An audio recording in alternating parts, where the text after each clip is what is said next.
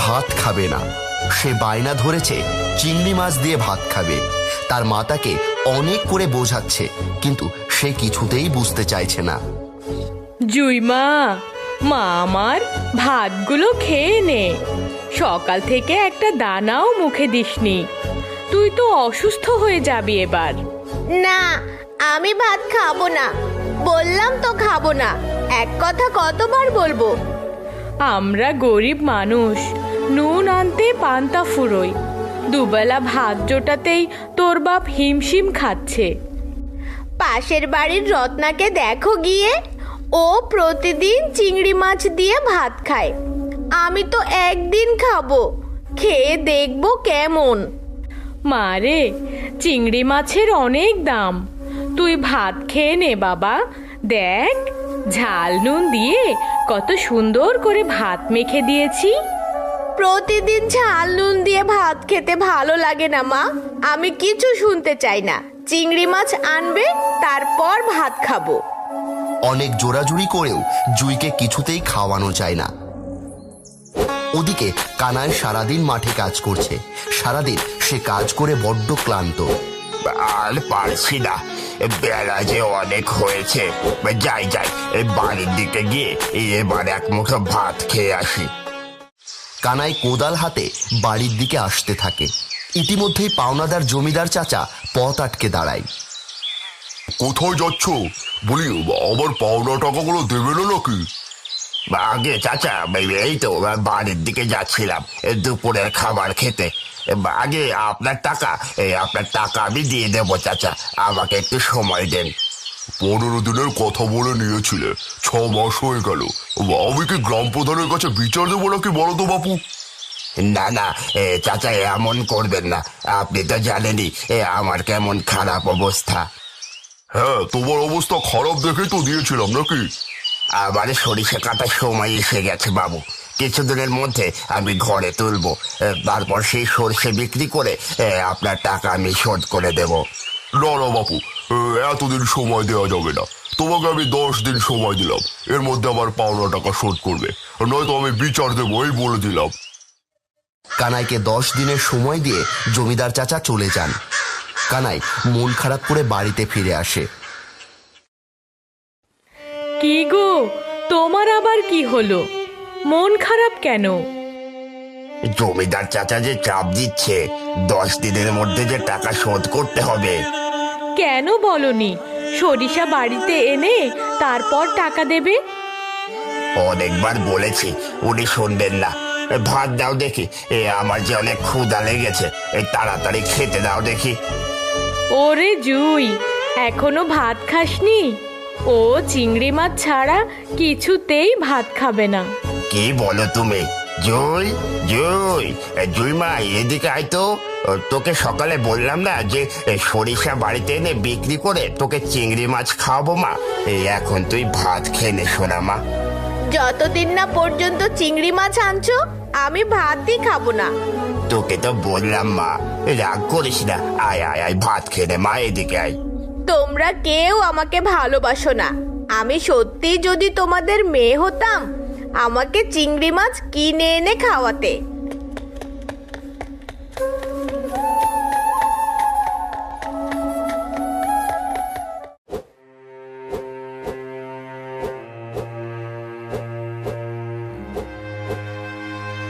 কি গো, আবার কোথায় চললে? জমিদার চাচার বাড়ির দিকে যাব, দেখি যদি কিছু টাকা দেয়। মেয়ের জন্য বাজার থেকে চিংড়ি মাছ কিনে আনবো। এমনিতেই আগের ধার দেনা শোধ করতে পারিনি। উনি কখনোই আর টাকা দেবে না। খালি খালি গিয়ে নিজের সম্মান নষ্ট করো না। জামিলা মানা করা সত্ত্বেও মেয়ের আবদার মেটাতে কানাই পুনরায় জমিদার মশাইয়ের কাছে টাকা ধার নিতে যায়। তুমি আগের টাকায় তো শোধ করতে পারোনি, আবার টাকা চাইতে এসেছো? চাচা, চাচা, মেয়েটা বড়ই বায়না ধরেছে। সকাল থেকে কিছু মুখে দেয়নি চাচা। দিন না চাচা, দিন না। আপনার টাকা আমি সুদে আসলে, আমি বলছি সুদে আসলে শোধ করে দেব। দেখো বাপু, আমি এমনিতেই তোমাকে দিতাম না, তবে তোমার মেয়ের জন্য দিচ্ছি। সময় মতো আমার টাকাটা ফেরত দিও বলে দিলাম। শুক্রিয়া চাচা, শুক্রিয়া। আমি আপনাকে যে কি বলে শুক্রিয়া জানাবো, আপনার এই ঋণ আমি কোনোদিনও শোধ করতে পারবো না চাচা। হ্যাঁ, যাও যাও, আমার টাকাটা সঠিক সময়ে দিয়ে দিও, নয়তো এবার আর ছাড় পাবে না কিন্তু। ঠিক আছে চাচা, আমি আপনাকে সময় মতো দিয়ে দেবো। এই আমি আপনাকে কথা দিলাম, বা আসি তাহলে। সে ভাবতে পারেনি জমিদার চাচা তাকে পুনরায় টাকা ধার দেবে। টাকা নিয়ে কানাই সোজা বাজারের দিকে রওনা হয়। মেয়ের আবদার মেটাতে পারবে এ কথা ভেবেই তার মন আনন্দে মেতে ওঠে। যাই যাই, এই তাড়াতাড়ি বাজারে যাই। আজকে শনিবার, নিশ্চয়ই ভালো ভালো চিংড়ি মাছ উঠবে। মেয়েটাও অনেক খুশি হবে আমার।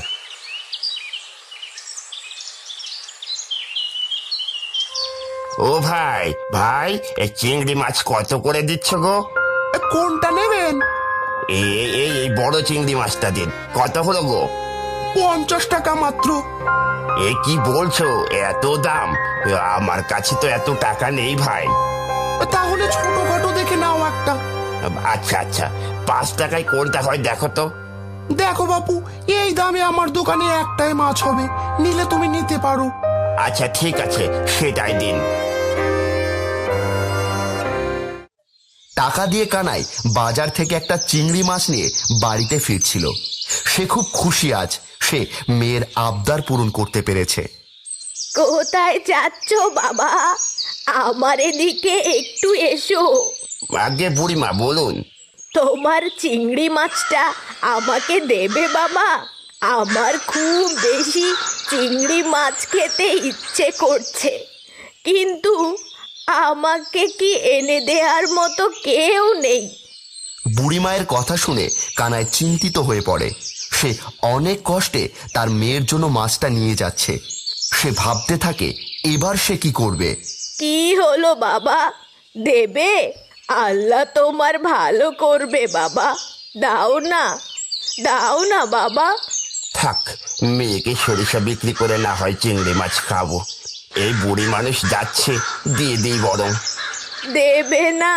ঠিক আছে বাবা, আমি চলে যাচ্ছি, চলে যাচ্ছি। না না, এই নিন, আপনি নিয়ে যান, আপনি রান্না করে খেয়ে নিন।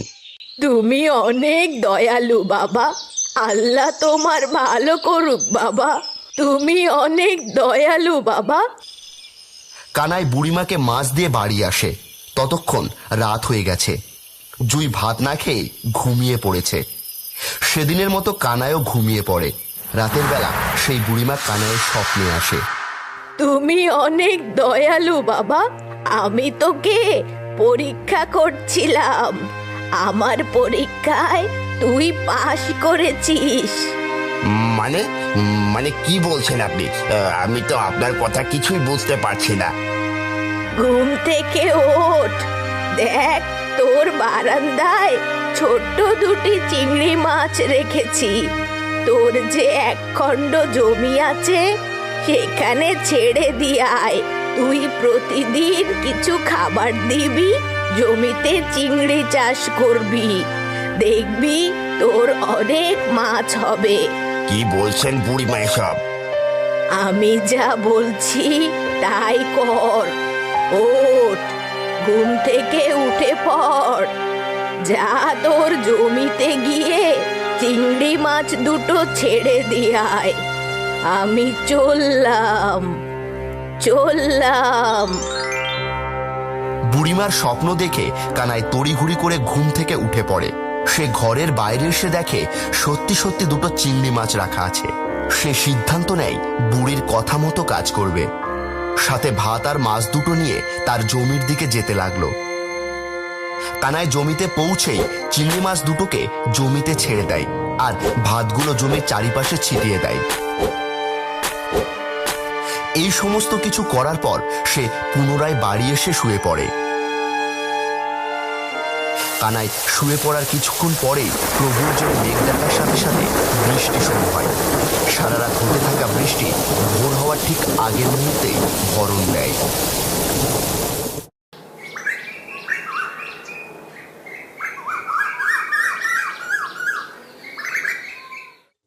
ওগো, আমি মাঠে চললাম, তুমি জুইকে জোর করে হলেও ভাত খাইয়ে দিও।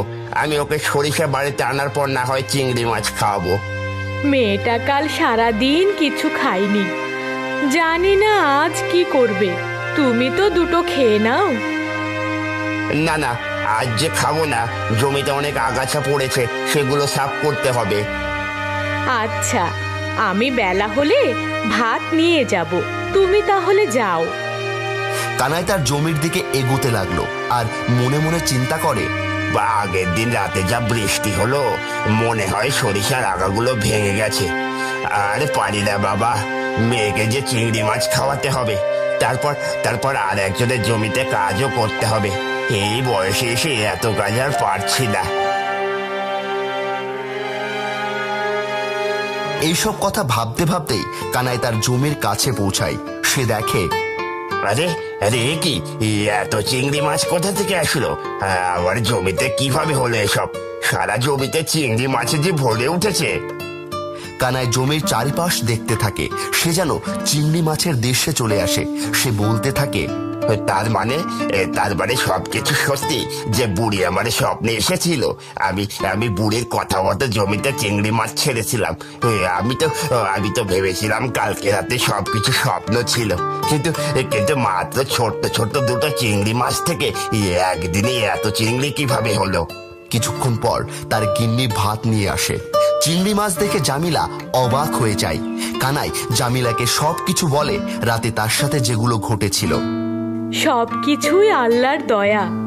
উনি হয়তো ওই বুড়িটার মাধ্যমে আমাদের সাহায্য করেছেন, আর তোমার সততার জয় হয়েছে।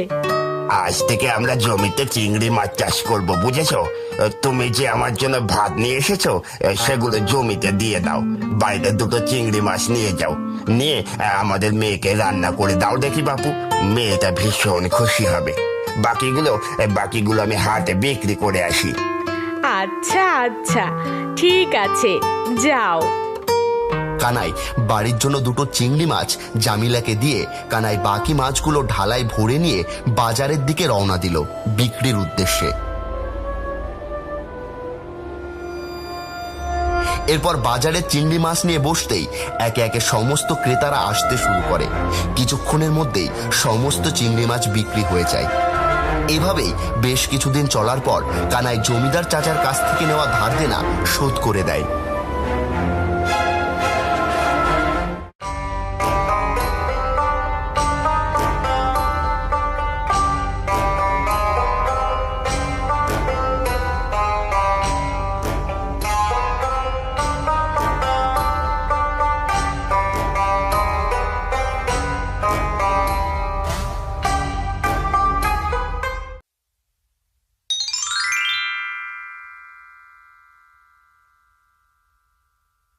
মধুপুর গ্রামে নদীর তীরের জঙ্গলের পাশে বাস করত এক বুড়ি। তার একটা ছেলে ছিল, কিন্তু সে পাশের গ্রামে তার বউকে নিয়ে বাস করত। বুড়ি মুরগি পালন করে কোনো মতে তার জীবন অতিবাহিত করত। আমি নিজে না খেয়ে তোদের খাওয়াচ্ছি, এবার আমাকে একটু ডিমের মুখ চোখে দেখা তোরা। বুড়ির মুরগিগুলোর মধ্যে একটা কালো মুরগি আছে, ওর নাম লক্ষ্মী। বুড়ির স্বামী লক্ষ্মীকে উপহার দিয়েছিল। বুড়ির কথা শুনে লক্ষ্মী মনে মনে বলবে, আমি তোমার কষ্ট বুঝি গো বুড়িমা, কিন্তু আমারও যে বয়স হয়েছে, আমিও তো তোমার মতো বুড়ি হয়ে গিয়েছি। কি করে ডিম দেবো এখন? কি রে লক্ষ্মী, তুই খাচ্ছিস না কেন? তুই আমার সবচেয়ে আদরের মুরগি, আমার স্বামী তোকে এনে দিয়েছিল। তুই বহু ডিম বাচ্চা দিয়েছিস, কিন্তু এখন দিতে পারিস না। তার জন্যে আমার কোনো দুঃখও নেই। যা তোরা সবাই ঘরে যা, নয়তো শেয়াল কুকুরে ধরবে। বুড়ির কথায় সব মুরগি খামারে উঠে যাবে। সেখানে লক্ষ্মী বুড়ির কষ্টের কথা ভাবতে থাকে। বুড়িমা আমাকে খুব ভালোবাসে, আমি জানি সে আমাকে কখনো বিক্রি করবে না কিংবা খাবেও না। আমি এখন অকর্মণ্য হয়ে গেছি, আমি আর বুড়ি মায়ের বোঝা হতে চাই না। কে রে লক্ষ্মী, কোথায় যাস তুই? আমি এই বাড়ি ছেড়ে চলে যাচ্ছি। কেন, তোর কি হয়েছে? আমি তো এখন আর ডিম বাচ্চা দিতে পারি না, তাই বুড়িমার ঘাড়ে চেপে থাকতে চাই না। বুড়িমার খরচ কমাতে আমি চলে যাচ্ছি।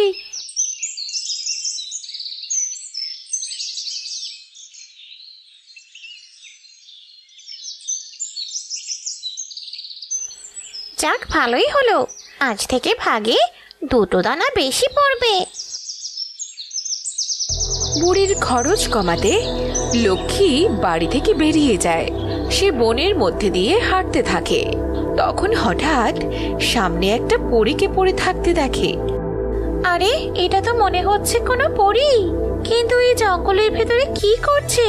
যাই তো গিয়ে দেখি। এই যে শুনছেন, আপনি কে? এখানে কেন পড়ে আছেন? লক্ষ্মী পরীটাকে ডাকতে থাকে, কিন্তু পরীটা কোনো সাড়া দেয় না। ফলে লক্ষ্মী চিন্তিত হয়ে যায়। হয়তো ইনি কোনো বিপদে পড়েছেন। আমার এনাকে এভাবে ফেলে যাওয়া ঠিক হবে না। যাই গিয়ে বুড়িমাকে ডেকে নিয়ে আসি। পরীটাকে সাহায্য করার জন্য লক্ষ্মী আবার বাড়িতে ফেরার সিদ্ধান্ত নেয়। সে বাড়ির দিকে হাঁটতে থাকে। কি রে, তুই কোথায় গিয়েছিলি? আমি তোকে সারা জায়গা খুঁজছি। তুই আমার স্বামীর দেয়া শেষ উপহার। তুই হারালে আমি পাগল হয়ে যাব। কি রে, তুই এমন করছিস কেন? কি আছে ওদিকে? লক্ষ্মী মুরগি হবার কারণে বুড়িমা তার কোনো কথাই বুঝতে পারে না। তাই লক্ষ্মী বনের দিকে হাঁটতে থাকে। বুড়িমাও তার পেছন পেছন হাঁটতে থাকে। এই থাম থাম থাম লক্ষ্মী, কোথায় যাচ্ছিস জঙ্গলে? তোকে শেয়ালে ধরবে, দাঁড়া তুই। লক্ষ্মী বুড়ির কোনো কথা না শুনে হাঁটতে থাকে। একটু পরে তারা সেই পরীটির কাছে এসে পৌঁছয়। কে? এই কারণে কি তুই আমাকে ডেকে আনলি লক্ষ্মী? মা, মা, ওঠো। এই গভীর জঙ্গলে পড়ে আসো কেন? কি হয়েছে তোমার? না, এভাবে মনে হচ্ছে জ্ঞান ফেরানো যাবে না। যাই, একটু পানি নিয়ে আসি। বুড়িমা পরীটাকে ডাকতে থাকে, কিন্তু তার জ্ঞান ফেরে না। তাই বুড়িমা পাশের পুকুর থেকে জল আনতে যায়। জল নিয়ে এসে সে পরীটার মুখে ছিটিয়ে দেয়। ফলে তার জ্ঞান ফিরতে থাকে। কি হয়েছে তোমার? এই জঙ্গলে তুমি কি করছো? কে কে আপনি? আর আমি কোথায়? এটা কোন জায়গা? আমাকে বুড়িমা বলতে পারো। তুমি এই জঙ্গলে পড়েছিলে। আমার লক্ষ্মী তোমায় দেখতে পায়, আর এরপরে আমাকে এখানে আনে। আপনাকে অনেক ধন্যবাদ আমার ঘুম ভাঙিয়ে দেওয়ার জন্য। যদি রাত হয়ে যেত তাহলে আমি আর কখনোই আমার পরিরাজ্যে ফিরতে পারতাম না। কেন মা, তুমি ফিরে যেতে পারবে না কেন? কারণ আমাদের পরিরাজ্যের নিয়ম হলো, কেউ যদি 24 ঘন্টার বেশি সময় ধরে পরিরাজ্যের বাইরে থাকে তাহলে সে বিতাড়িত হয়ে যাবে। তুমি এখানে কিভাবে আসলে মিষ্টি পরী? কালকে আমি আমার বন্ধুদের সাথে এই জঙ্গলে খেলা করতে এসেছিলাম। পরে তাদের সবাইকে হারিয়ে ফেলি। তাদের খুঁজতে খুঁজতে এখানে ঘুমিয়ে পড়েছিলাম। তোমার নাম কি মা? আমার নাম মিষ্টি পরী। সবাই আমাকে মিষ্টি পরী ডাকে। আচ্ছা, ঠিক আছে। তুমি তাহলে তোমার রাজ্যে ফিরে যাও। তোমার বাবা মা চিন্তা করছেন। আর যদি কোনো সাহায্য লাগে আমায় বলতে পারো। সে তো যাবই, তবে আপনাকে কিছু উপহার দিতে চাই। আপনারা আমার অনেক বড় উপকার করেছেন। আমার কিচ্ছু চাই না, তুমি ভালো থেকো। লক্ষ্মী, তুমি কি চাও? আমি চাই বুড়িমার সকল দুঃখ, কষ্ট, অভাব দূর হোক, আর আমার কথা যেন বুড়িমা বুঝতে পারে। তুমি কি মুরগির সাথে কথা বলতে পারো? আমরা পরীরা সব প্রাণীদের সাথেই কথা বলতে পারি আর সবার ভাষাও বুঝতে পারি। বুড়িমা, এরপর থেকে আপনার আর কোনো কষ্ট থাকবে না। লক্ষ্মী প্রতিদিন আপনাকে একটা করে সোনার ডিম দেবে আর আপনি ওর সাথে কথাও বলতে পারবেন। আমি আমার বুড়িমার সাথে কথা বলতে পারবো? আরে লক্ষ্মী, তুই কথা বলছিস? আমি কোনো স্বপ্ন দেখছি না তো? না, কোনো স্বপ্ন নয়, সত্যি লক্ষ্মী কথা বলছে। বুড়িমা, তুমি আমার কথা শুনতে পাচ্ছ? হ্যাঁ, আমি তোর কথা শুনতে পাচ্ছি। আজ থেকে আমার আর কোনো দুঃখ থাকবে না। তোমাকে অনেক ধন্যবাদ। আপনাকেও ধন্যবাদ। আপনারাও আমার অনেক উপকার করলেন, সেই হিসেবে আমি তো কিছুই করতে পারলাম না। তুমি যেটা করেছো এর থেকে বড় পাওয়া আমার আর নেই। আচ্ছা, আমি তাহলে আসি বুড়িমা, ভালো থাকবেন। আর কখনো কোনো বিপদে পড়লে এখানে এসে আমাকে স্মরণ করবেন। আমি হাজির হব আর আপনাদের সাহায্য করব।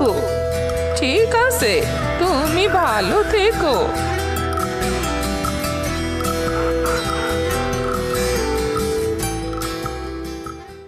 পরি তার রাজ্যে ফিরে যায় আর বুড়িমা ও লক্ষ্মীকে নিয়ে বাড়িতে ফিরে আসে। এরপর থেকে লক্ষ্মী প্রতিদিন সত্যি সত্যি একটা করে সোনার ডিম দিতে থাকে। তুই তো সত্যি সত্যি প্রতিদিন একটা করে সোনার ডিম দিচ্ছিস? হ্যাঁ বুড়িমা, পরিটার কথা সত্যি হয়েছে। এবার আর আমাদের কোনো দুঃখ থাকবে না, আমরা বড়লোক হয়ে যাব। তুই ঠিকই বলেছিস। চল, আমরা ডিম বিক্রি করে আসি। হ্যাঁ বুড়িমা, চলো।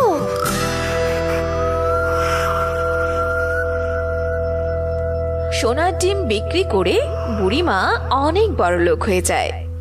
এই খবর তাদের গ্রাম সহ আশপাশের আরো কয়েকটি গ্রামে ছড়িয়ে পড়ে। হঠাৎ একদিন বুড়িমার ছেলে রাকেশ আর তার বউ মালতী এসে বলে, মা, তুমি আমাকে মাফ করে দাও। আমি এতদিন ভুল করেছি, আর কখনো তোমাকে ছেড়ে যাব না। এখন থেকে তোমার সাথেই থাকবো। তোরা তো আমাকে ছাড়া খুব ভালোই থাকিস, তাহলে এখন আবার আমার কাছে কেন এসেছিস তোরা? মা, আপনি আগের কথা ভুলে যান। আমরা আপনাকে ছাড়া থাকতে পারি বলেন? আপনি ছাড়া আমাদের কে আছে? মা, দয়া করে তুমি আমাদের মেনে নাও। আমরা আর কখনো তোমাকে কষ্ট দেব না। আমি জানি বুড়িমা, তুমি তোমার ছেলেকে খুব ভালোবাসো। তারা যখন নিজের ভুল বুঝতে পেরেছে, তুমি ওদের মেনে নাও। ওরা আমার জন্যে আসেনি লক্ষ্মী, ওরা আমার সম্পদ দেখে এসেছে। ওদেরকে আমি কিছুতেই মাফ করব না। না মা, আপনি ভুল ভাবছেন। আমরা সত্যি মন থেকে আপনার কাছে ক্ষমা চাইতে এসেছি। হ্যাঁ মা, কিছুদিন ধরে তোমার জন্য অনেক কষ্ট হচ্ছিল, তাই আর থাকতে না পেরে চলে এসেছি। যে কারণেই তারা আসুক না কেন, তারা তো ফিরে এসেছে বুড়িমা। তুমি ওদের মাফ করে দাও। শুধু আমার লক্ষ্মী বলেছে বলে তোদেরকে মেনে নিচ্ছি। চল, ঘরে চল। লক্ষ্মীর কথায় বুড়িমা তাদেরকে মাফ করে দেয়। এরপরে বুড়িমা তার ছেলে আর ছেলের বউ আর লক্ষ্মীকে নিয়ে সুখে শান্তিতে দিন কাটাতে থাকে।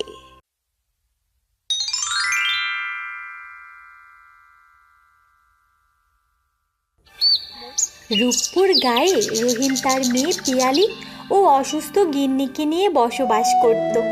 তারা অনেক গরিব ছিল। রহিম তার গিন্নির চিকিৎসা ঠিক মতো করতে পারত না। রহিম বন জঙ্গলে ঘুরে ঘুরে গাছ কেটে বাজারে নিয়ে বিক্রি করত। এভাবেই তাদের ছোট্ট সংসার চলত। মা পিয়ালি, কোথায় গেলি? আমার একটু পানি খেতে দে মা। হ্যাঁ মা, আনছি।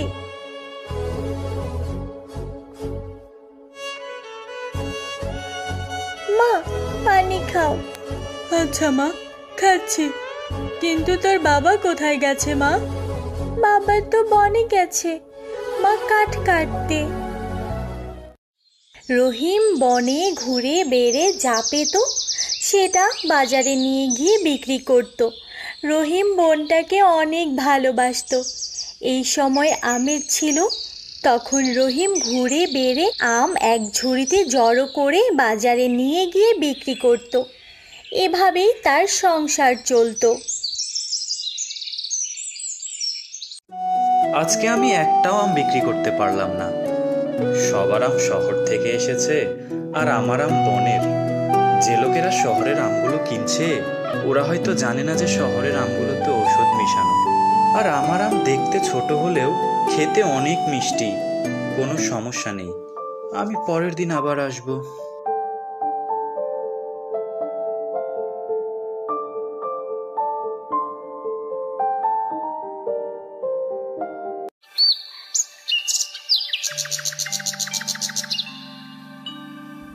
বাবা, বাজার থেকে কি নিয়ে এসেছো? তোমার কি মনে আছে আমি জিলিপি খেতে চেয়েছিলাম? জিলিপি এনেছো? না মা, আজকে জিলাপি নিয়ে আসতে পারিনি। আজকে পুরো আম বিক্রি হয়নি। এখানে কিছু চাউল আছে যা দিয়ে কালকে আমাদের চলে যাবে। রহিম সারা রাত ভাবতে থাকে। আমার সময় যেভাবেই হোক কেটে যাচ্ছে, কিন্তু যেভাবেই হোক আমার মেয়েটাকে বিয়ে দিতে পারলেই এবং আমার গিন্নির চিকিৎসা করতে পারলেই আমি চিন্তামুক্ত হতে পারবো। হে আল্লাহ, আপনি আমাকে সাহায্য করুন।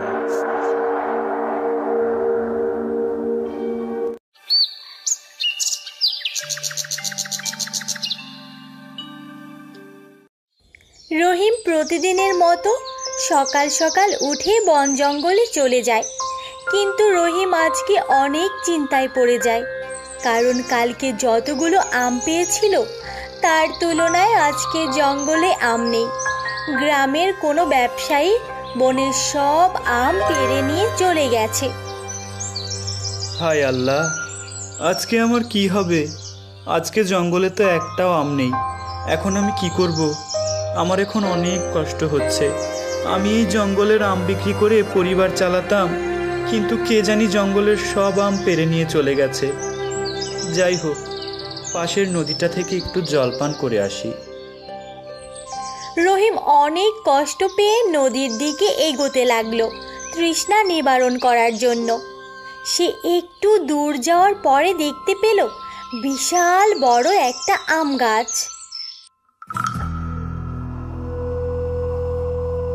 আরে, এটা তো অনেক বড় আমের গাছ। এটাতে অনেক আম ধরে আছে। এই গাছের আম যদি বিক্রি করি তাহলে আমি অনেক লাভবান হব। অবশেষে আল্লাহ আমার দিকে তাকালো। যাই হোক, যাই আমের গাছটার দিকে এগিয়ে যাই। রহিম আম গাছটির কাছে গেল। আমি কোনোদিন কারো কোনো ক্ষতি করিনি, কাউকে না বলে কোনো জিনিস নিইনি। আমি যদি কোনো ভুল করে থাকি তাহলে আমাকে ক্ষমা করে দেবেন। এই বলে রহিম আম ছিঁড়তে লাগে। তখন আমের গাছ বলতে লাগে, দাঁড়াও রহিম, আমি আম গাছ। তুমি আমার ইচ্ছেতেই এখানে এসেছো।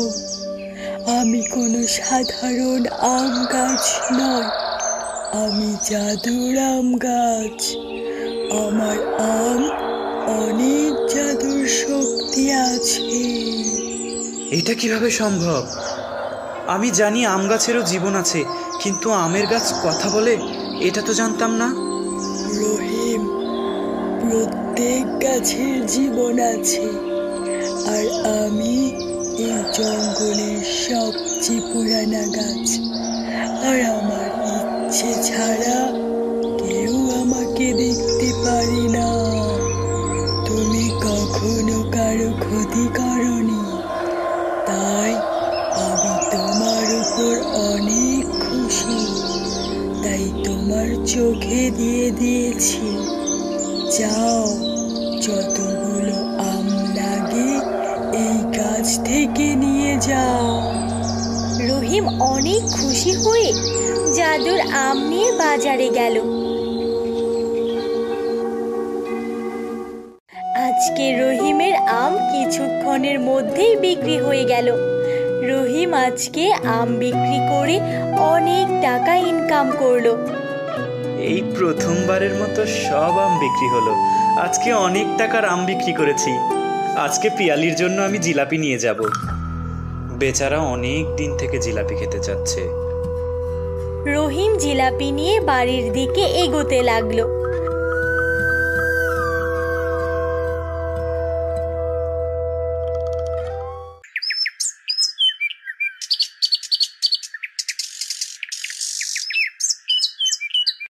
পরের দিন যখন রহিম জঙ্গলে রওনা দিতে লাগে, তখন রহিমের বউ রহিমকে বলল, দেখো পিয়ালির বাবা, আমি মনে হয় আর বেশি দিন বাঁচব না।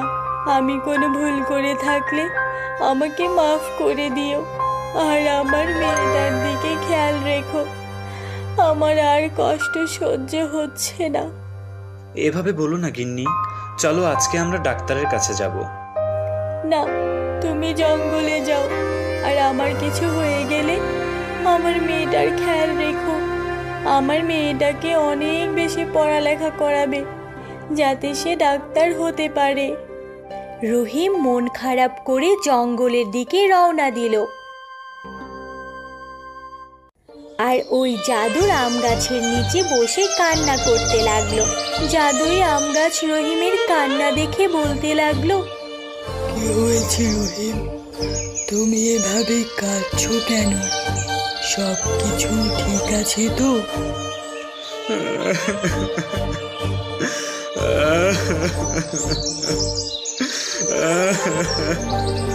আম গাছ, আমার বউ অনেক দিন যাবত একটা বড় ধরনের অসুখে ভুগছে। আমি তার চিকিৎসা করতে পারছি না টাকার অভাবে। আর এই সময় আমার কাজ কামও নেই, তাই তার চিকিৎসা করতে পারছি না।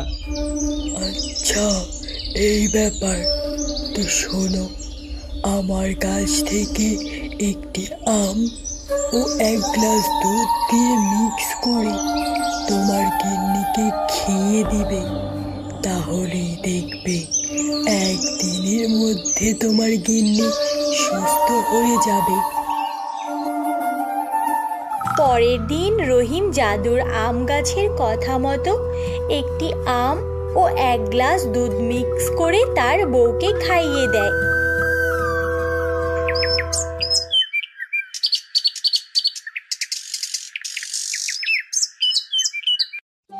পরের দিন রহিমের গিন্নি সুস্থ হয়ে যায়।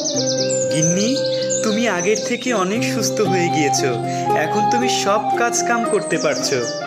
হ্যাঁ, ঠিক বলেছ, কিন্তু 1 আম এবং 1 গ্লাস দুধ খেয়ে কিভাবে এত বড় অসুখ আমার ভালো হয়ে গেল? এটা তো মনে হচ্ছে স্বপ্ন দেখতেছি। তুমি আমাকে বলো না, এটা কিভাবে সম্ভব হলো? রহিম যা যা ঘটেছিল সব কিছু তার গিন্নিকে বলে দিল।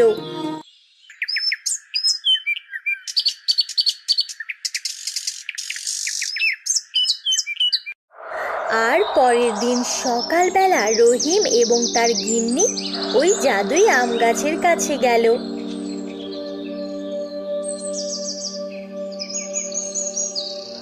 জাদুর আম গাছ, আমার বউ তোমার সাথে দেখা করতে চায়। রহিম, রূপালী, তোমাদের আর কোনো সমস্যা নেই তো? না না জাদুর গাছ, আমাদের কোনো সমস্যা নেই। আমার গিন্নি তোমার সাথে কথা বলতে চায়, তাই তোমার কাছে নিয়ে এসেছি। আপনি যা যা আমাদের জন্য করেছেন তার জন্য শুকরিয়া। আমরা আপনাকে কোনোদিনই ভুলতে পারবো না। আমরা আপনাকে সব সময় মনে রাখবো। আমরা আপনার কাছে অনেক ঋণী। রূপালী, আমি তোমাদের দুজনের ব্যবহার আর কাজের প্রতি ভালোবাসা দেখে আমি অনেক খুশি। তোমাদের কোনো কিছুর প্রয়োজন হলে আমার এখানে চলে আসবে আর আমাকে ডাক দিবে। আমি সঙ্গে সঙ্গে হাজির হয়ে যাব। আমার আম গাছের পাতা নিয়ে যাও এবং গ্রামের সকলের ফ্রিতে চিকিৎসা করে দেবে। মনে রাখবে, যখন থেকে চিকিৎসার বিনিময়ে মানুষের কাছ থেকে টাকা নেবে, তখন এই জাদু পাতার শক্তি চলে যাবে। যাও, গ্রামে ফিরে যাও। ভালো থেকো বন্ধু।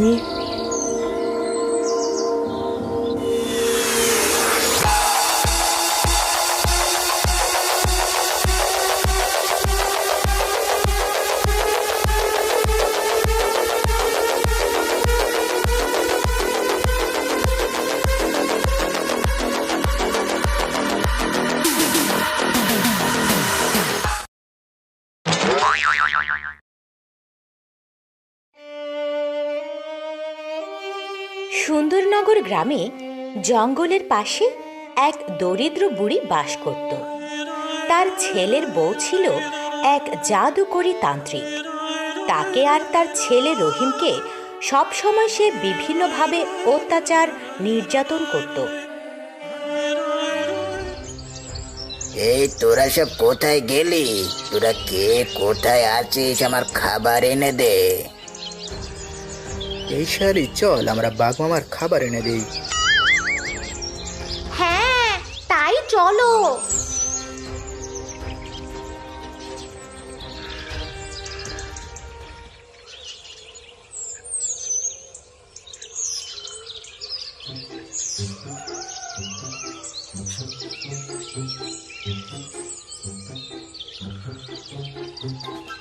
এই নাও তোমার খাবার বাঘ মামা। এটা এখন খেতে পারবো না, এটাকে এখন লুকিয়ে রাখি। দিনে দুপুরে এখন আবার চুরি হওয়া শুরু করেছে। এই পিন্টু, দেখ বাঘ মামা চালাক হয়ে গেছে। ঠিক বলেছিস, রাত হোক ওর চালাকি বের করছি। ওর সব খাবার নিয়ে আসবো আর আমরা খেয়ে ফেলবো। বাঘ মামা তো আর জানে না যে তার সব খাবার চুরি করে আমরা সাবার করি। বাঘ মামা তো আর জানে না যে তার চেয়ে আমরা বড় চালাক। হা হা হা।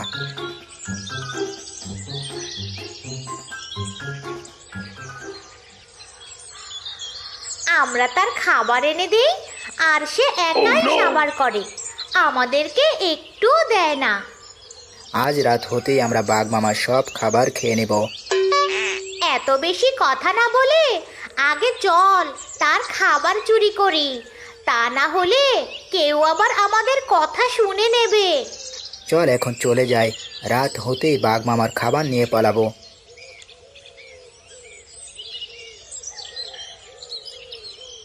এই শিয়ালি, চল, এটাই সুযোগ, বাঘ মামার খাবার চুরি করি।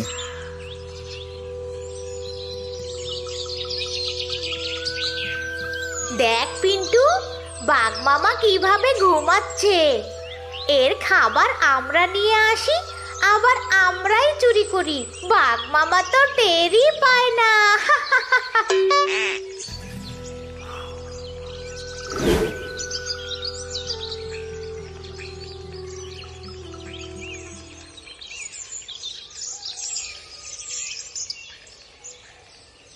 কার এত বড় সাহস যে আমার খাবার চুরি করে নিয়ে যায়? তাকে যদি আমি ধরতে পারি তাহলে আমি তাকে আস্ত দিলে খাবো। কি হলো, সকাল সকাল এভাবে চেঁচামেচি করছো কেন? দেখ পিন্টু, তোরা কাল যে খাবার এনে দিয়েছিলি ওটা আমি এখানে লুকিয়ে রেখেছিলাম, তা কে যেন চুরি করে নিয়ে গেছে। হায় হায় হায়, বাঘ মামা, এ কি সর্বনাশ হয়ে গেল তোমার। আমরা এত কষ্ট করে তোমার জন্য খাবার নিয়ে এসেছি, তাকেও চুরি করে নিয়ে গিয়েছে। আমার মনে হচ্ছে তুমি ঘুমের মধ্যে খাবার খেয়ে নিয়েছো, তোমার হয়তো এখন মনে নেই।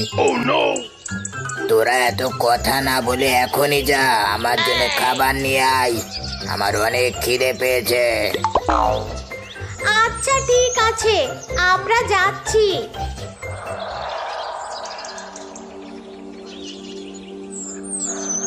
বাঘ মামা এমন ভাবে ঘুমায় যে আশেপাশে কি হয় কিছুই টের পায় না। সে আর বলিস না, এই জন্যই তো আজকে কি কাজটাই না করলাম। মনে রাখবি, সব কিছু শক্তি দিয়ে হয় না, বুদ্ধি দিয়েও কিছু করতে হয়। চল এখন তার জন্য খাবার নিয়ে আসতে যাই, না হলে আমাদের আর রক্ষা নেই, একেবারে আস্ত গিলে খাবে।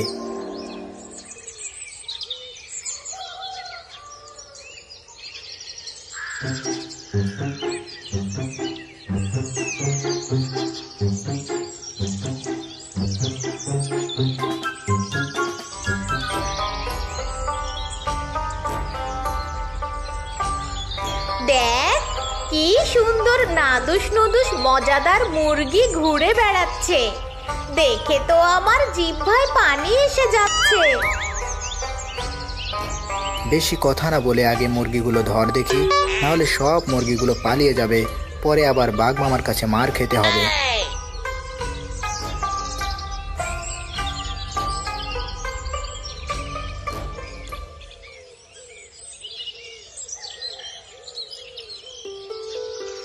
ইস, মাত্র 2টি মুরগি শিকার করতে পারলাম।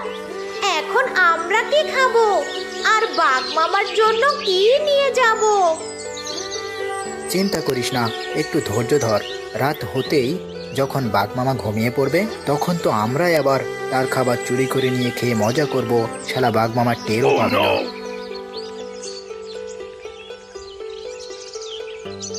ওই, তোমরা মুরগি কোথা থেকে নিয়ে আসলে?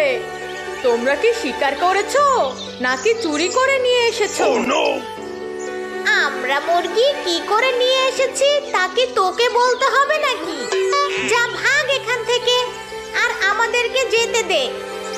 না, মানে আমাকেও যদি একটু ভাগ দিতে তাহলে আমিও একটু খেয়ে খিদে নিবারণ করতাম। যা ভাগ এখান থেকে, জানিস না এটা বাঘ মামার খাবার। আমাকে তোরা মারলি? দাঁড়া বেটারা, তোদের আমিও দেখে নেব। শালা চোরের ঘরে চোর। এই শিয়ালনি, ওকে এভাবে মারা ঠিক হয়নি। ও তো আবার আমাদের পিছনে পড়ে থাকে, ওর থেকে এখন আমাদের একটু সাবধানে থাকতে হবে। ও তো আবার বাঘ মামাকে সবকিছু বলে দেয়। তুই অত ভয় পাস না, ও আমাদের কিচ্ছু করতে পারবে না।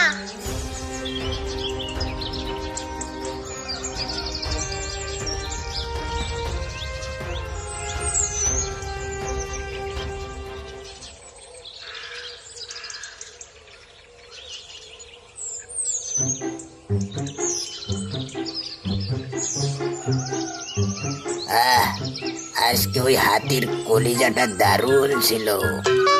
এই মুরগি দুটো আবার কোথা থেকে এলো? নিশ্চয়ই পেন্টু শিয়াল রেখে গেছে। আজ তো দেখি খাবারের অভাব নেই। থাক, আজ আর খাবো না। এই মুরগি দুটোকে বরং সকালে নাস্তা হিসেবে চালিয়ে দেব।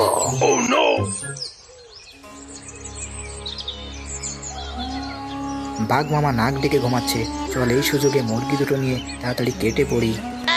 হ্যাঁ, তাড়াতাড়ি চল, কেটে পড়ি।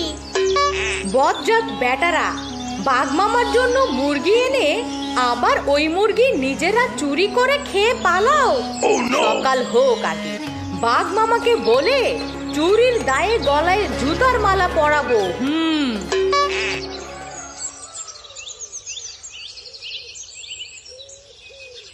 কি রে, আমার খাবারগুলো গেল কই?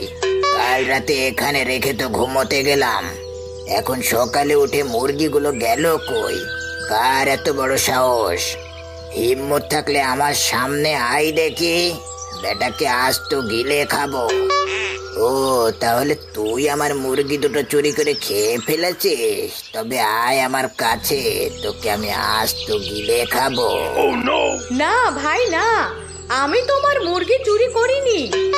তাহলে কে চুরি করলো আমার মুরগি? বাঘ মামার মুরগি দুটো হুট করে এসে ফুট করে নিয়ে চলে গেল। আমার এই চুরির স্বভাব কোনো দিন ছিল না। আমার এই চুরির সাহস কোনো দিন হবে না। দূর বেটা, রাখ তোর গান। কে আমার মুরগি দুটো চুরি করলো সেটা আগে বল দেখি।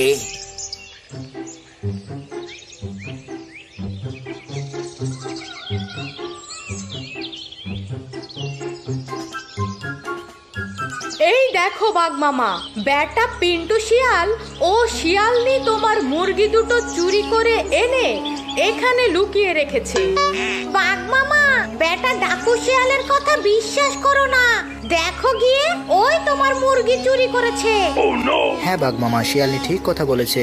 ওই বেটা ডাকু শিয়াল তোমার মুরগি দুটো খেয়ে এখন আমাদের দই দিচ্ছে। কথাই বলে না, চোরের মায়ের বড় গলা। ঠিক কথা, এই জন্যই তো ডাকু শিয়াল বড় বড় কথা বলছে। বাঘ মামা, বেটা শিয়াল ও শিয়ালনির কথা বিশ্বাস করো না। ওরা নিজেদের বাঁচানোর জন্য মিথ্যা কথা বলছে। তাহলে চল তোর আস্তানায় গিয়ে দেখি কে সত্যি বলছে আর কে মিথ্যে কথা বলছে। এই দেখো বাঘ মামা, ডাকু শিয়াল মুরগি দুটো চুরি করে তার আস্তানায় লুকিয়ে রেখেছে, আর এখন আমাদের দোষ দিচ্ছে। বেটা জোশর ডাকু শিয়াল, আমাকে বোকা বানানো হচ্ছে।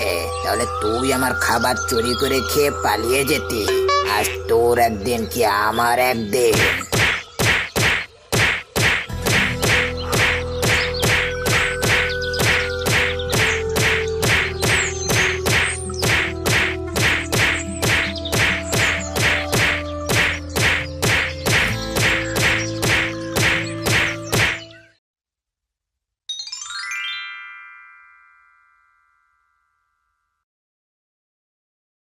মহেশপুর গ্রামে বাস করত সুজন ও তার বউ।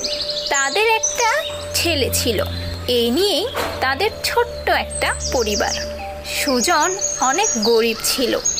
সুজন মাটির জিনিসপত্র বানিয়ে বাজারে নিয়ে গিয়ে বিক্রি করত। এভাবেই তাদের ছোট্ট সংসার চলতো।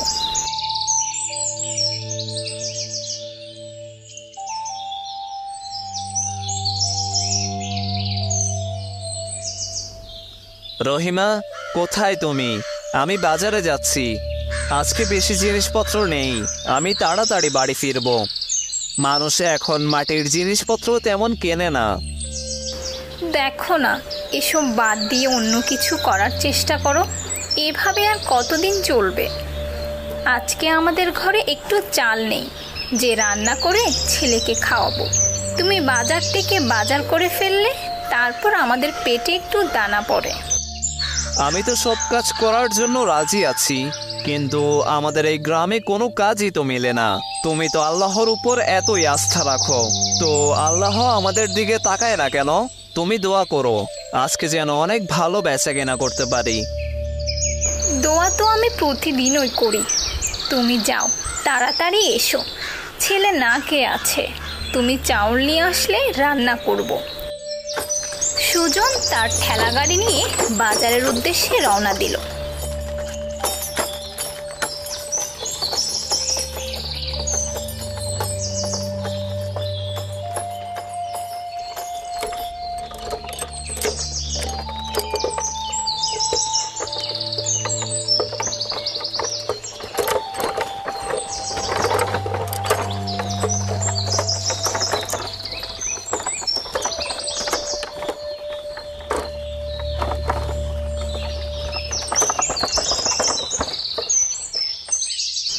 সুজন বাজারে গিয়ে অপেক্ষা করতে লাগলো যে তার মাটির জিনিসপত্র বিক্রি হবে।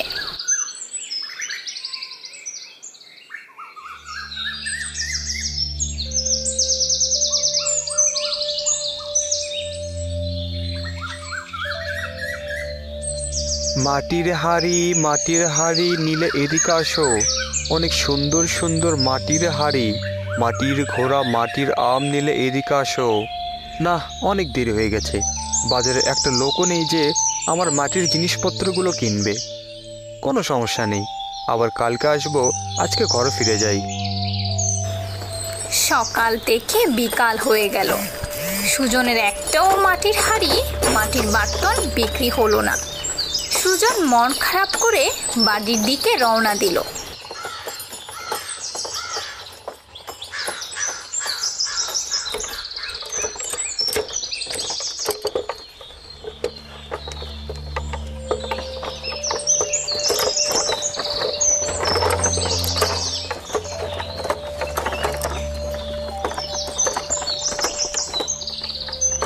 আজকে খালি হাতে বাড়ি ফিরতে হচ্ছে। হে আল্লাহ, আমি এখন কি করব? আজকে আকাশের পরিস্থিতিও ঠিক না। তাড়াতাড়ি ঘরে ফিরে যাই, না হলে নদী পার করতে পারবো না।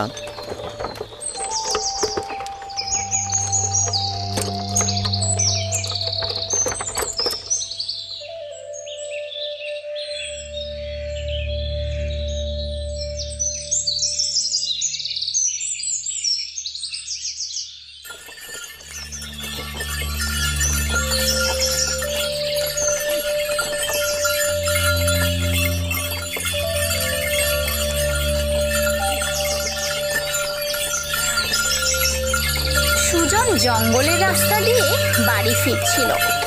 হঠাৎ অনেক অন্ধকার হয়ে যায় এবং জোরে জোরে বৃষ্টি শুরু হতে লাগলো।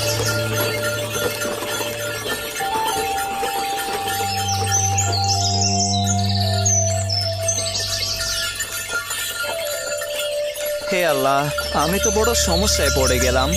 এখন আমি কিভাবে বাড়ি ফিরবো? সারা বছর আপনি বৃষ্টি দিলেন না, আর আজকে বৃষ্টি দিতে হলো। আপনার কি লীলা খেলা কিছুই বুঝছি না।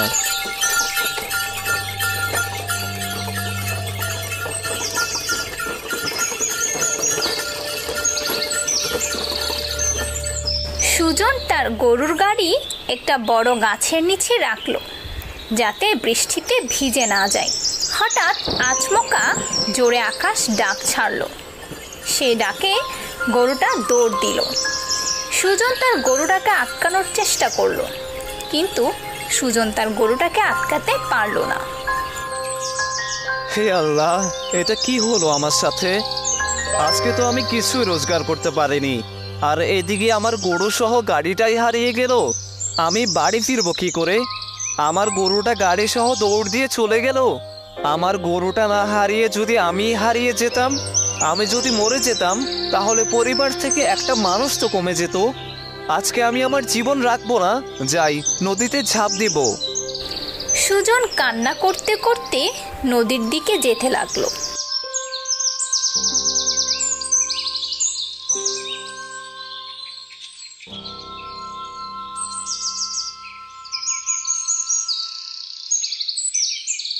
খানিকটা দূরে যাওয়ার পরে নদী দেখতে পেল এবং নদীর বৃষ্টির পানি নিয়ে ভরে গেছে। নদীতে জল টলমল করছে। সুজন যখন এই নদীতে ঝাঁপ দেওয়ার জন্য এগোতে লাগলো, তখনই একটা জলপরি নদী থেকে ভেসে উঠল।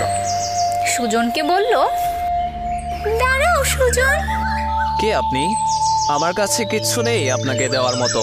আমি নদীতে ঝাঁপ দিয়ে মরার জন্য এসেছি। না না সুজন, এটা করো না তুমি। একবার চিন্তা করে দেখো, তুমি মারা গেলে তোমার পরিবার কি করবে? তোমার পরিবার কি খাবে? পরিবারের লোকজনের কথা তো চিন্তা করো। তো আমি কি করব? এছাড়া আমার কাছে আর কোনো পথ নেই। আপনি বলে দেন। তুমি চিন্তা করো না, তোমার কষ্ট আমি বুঝতে পারছি, আর তোমার গ্রামের ব্যাপারে আমি সবই জানি। তোমাকে আমি একটা জাদুর কাঠি দিচ্ছি। এই জাদুর কাঠি তোমাকে অনেক ধনী করে দিবে। তবে মনে রাখবে, এই কাঠি থেকে 4টাই আবদার করতে পারবে। 4টার বেশি আবদার করলে তোমার সব কিছু আবার নষ্ট হয়ে যাবে। আর এই কাঠি দিয়ে কারো ক্ষতি করার চেষ্টা করবে না। সুজন জলপরীর জাদুর কাঠি নিয়ে বাড়ির দিকে রওনা দিল।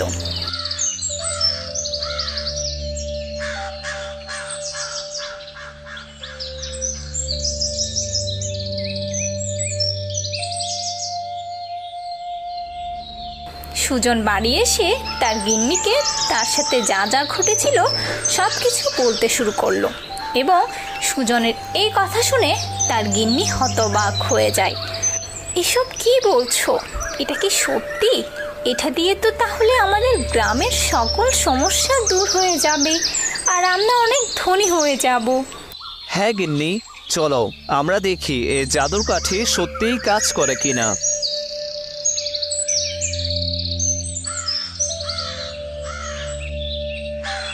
জাদুই কাঠি, আমাদের গ্রামে বড় একটি হাসপাতাল এবং বড় একটা স্কুল তৈরি করে দাও, যেখানে শহর থেকে লোক আসলে গ্রামে যেন চাকরি বাকরি করতে পারে, কারো যেন কোনো সমস্যা না হয়।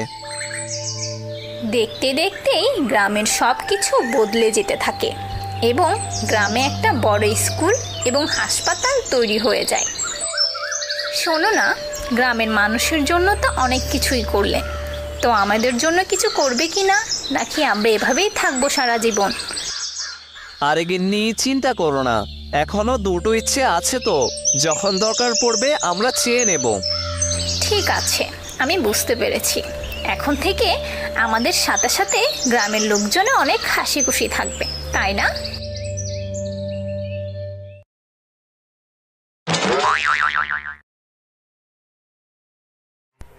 বাবা হিমেল, তুই তো অনেক বড় হয়েছিস, কোনো কাজ করিস না। এবার তো বাবার সাথে কাজে নেমে পড়। মা, আমার আজ কাজ করতে ভালো লাগছে না, আমার শরীরটা খুব খারাপ লাগছে। তোমরা সারাদিন এমন কাজ কেন করো বলো তো? এত বড় ছেলে সারাদিন বসে বসে খেলে কি চলবে? তোর বাবা আগের মতো এখন আর খাটতে পারে না, তুই কি বুঝিস না? মা, আমার দ্বারা এসব কাজ কিছু হবে না, বেকার আমার সাথে এমন বকাঝকা করো না তোমরা।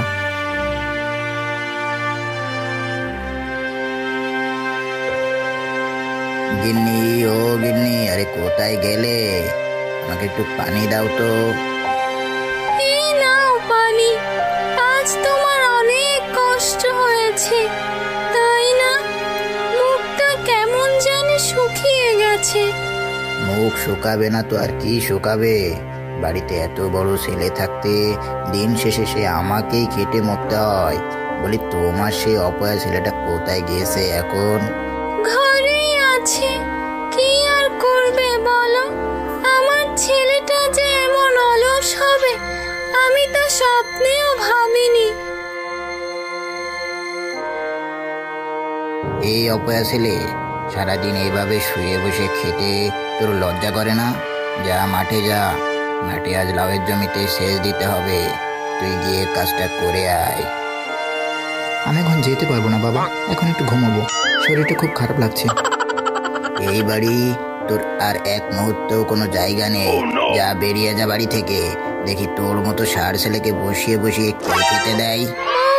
তুমি চুপ করো, না হলে যে তোমার শরীরটা আরো খারাপ হয়ে যাবে। ও যেখানে ইচ্ছা যাক, আমার চোখের সামনে থেকে দূর হোক। যে সন্তানের কষ্টের সময় ও কাছে পাওয়া যায় না, তাকে কষ্ট করে খেতে দিয়ে কোনো লাভ নেই। হ্যাঁ, আমি এ বাড়ি থেকে এখনই বেরিয়ে যাচ্ছি, থাকবো না এ বাড়ি আর। যদি কোনোদিন কিছু করতে পারি তবেই ফিরবো এ বাড়ি, তার আগে আর না। যা যা, তোর মতো আমরা কাটে ঢেকে আবার কি করতে পারবে?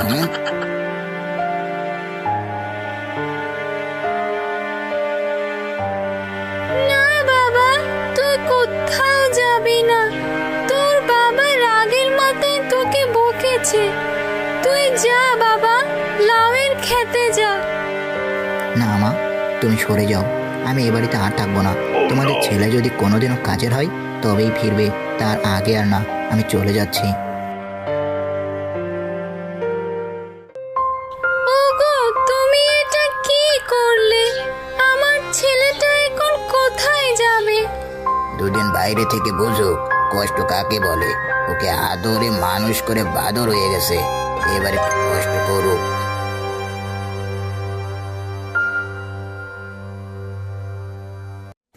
যাবো না আর বাড়ি, দেখে আমি কিছু করতে পারি কিনা। বাবা শুধু শুধু সারাদিন আমায় বকা দেয়। বললাম আজ আমার শরীরটা খারাপ, তারপরও বকা দিচ্ছে।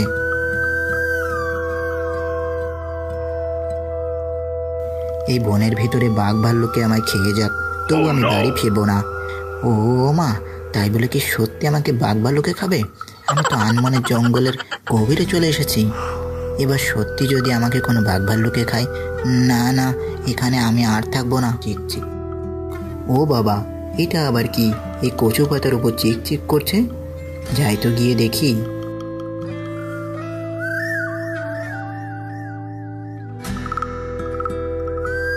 আরে এটা তো একটা মুক্ত। এই কচু পাতার উপরে মুক্ত আসলো কিভাবে? ওরে বাবারে, এটা আবার কেমন কচু গাছ? কচু গাছের উপরে যা দেওয়া হচ্ছে সব মুক্ততে পরিণত হচ্ছে। এখান থেকে একটা পাতা দিয়ে দেখি তো কি হয়।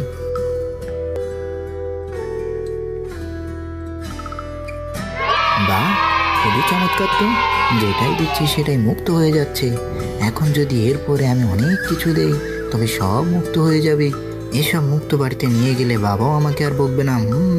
খুব ভালো আইডিয়া।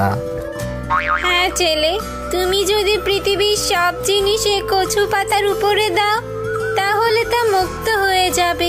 কিন্তু তুমি কি জানো, এই কচু পাতার উপরে কারো চোখের জল শুকিয়ে মুক্ততে পরিণত হয়েছে। কি বলছো?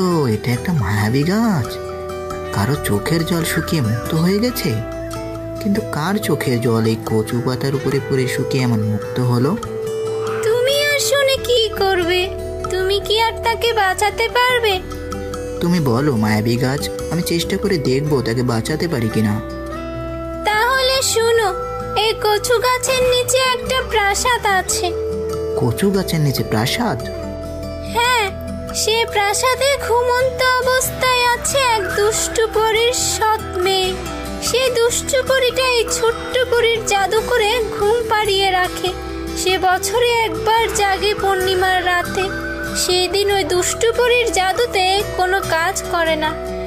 ওই দিন ছোট্ট পরীটা জেগে উপরে উঠে আসে। এই কচু গাছের ওই পাশে সে আর যেতে পারে না, তাই সে এই কচু গাছের ওখানে দাঁড়িয়ে কাঁদে। কিন্তু পরীটা কাঁদে কেন? সে কাঁদে কারণ তার বাবাও তাকে কোনোদিনও খোঁজ নেয়নি। তার এই চোখের পানি যখন কচু পাতার উপরে পড়ে তখন তা শুকিয়ে মুক্ত হয়ে যায়। আর এই সেখান থেকে এই কচু পাতার উপরে যে জিনিসই দেওয়া হয় সবকিছুই মুক্ত হয়ে যায়। ও, এবার বুঝলাম। কিন্তু ওই পরীটাকে আমি মুক্ত করব কিভাবে? তোমার চোখের পানি যদি ওই ছোট্ট পরীটার চোখে ফেলতে পারো তাহলে সে সারা জীবনের জন্য মুক্ত হয়ে যাবে। ওই দুষ্টু পরী হাজার চেষ্টা করেও তাকে আর জাদু দিয়ে ঘুম পাড়াতে পারবে না। কিন্তু আমি যাব কিভাবে সেখানে? তুমি ওই কচু গাছটা দুহাত দিয়ে ধরো, সে এমনিতেই সরে যাবে সেখান থেকে। আচ্ছা ঠিক আছে মায়াবী গাছ, তোমাকে অনেক ধন্যবাদ।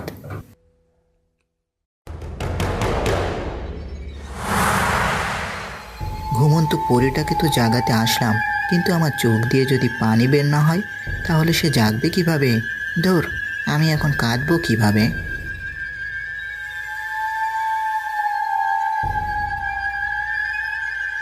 এত সুন্দর একটা মেয়েকে কেউ কিভাবে সারা জীবন ঘুম পাড়িয়ে রাখতে পারে?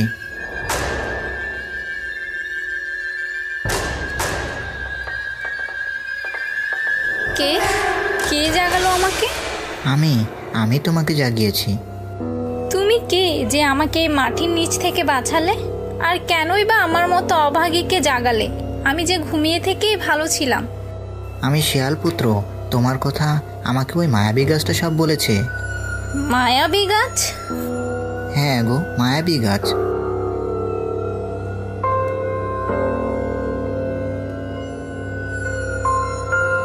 গাছটা আমার সম্পর্কে এত কিছু জানে? হয়তো বা। চলো আমরা এবার উপরে যাই। হ্যাঁ চলো।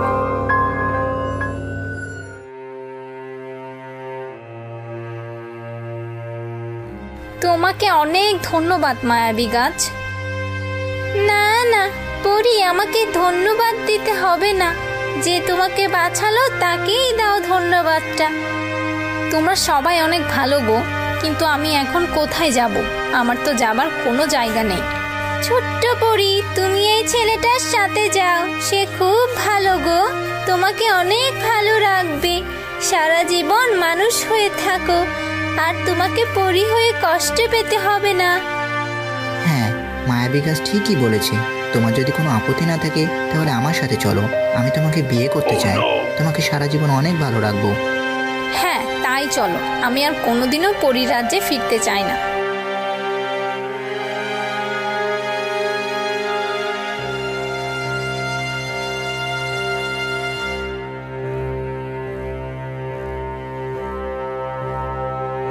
বাবা, আমাকে ক্ষমা করে দাও। আমি আমার ভুল বুঝতে পেরেছি, আর কোনোদিনও তোমাদের কথার অবাধ্য হব না। হ্যাঁ বাবা, আমাদেরও ভুল হয়েছে রাগের মাথায় তোর সাথে এমন করা। তাই এত সুন্দর মেয়েটা কে তোর পাশে? এই বাবা, কে মেয়ে? তুই একে কোথায় পেলি? আসলে মা, ও একটা পরী। পরী? হ্যাঁ মা, আমি তোমাদের সব খুলে বলছি। মা, আজ থেকে তুমিও আমার মেয়ে, কোনো চিন্তা করবে না, আমাদের সাথেই থাকবে। ওগো, এই মিষ্টি মেয়েটার সাথে এবার আমার ছেলের বিয়ের ব্যবস্থা করো তাড়াতাড়ি। হ্যাঁ গিন্নি, ঠিকই বলেছ, আমি এখনই এদের বিয়ের ব্যবস্থা করছি।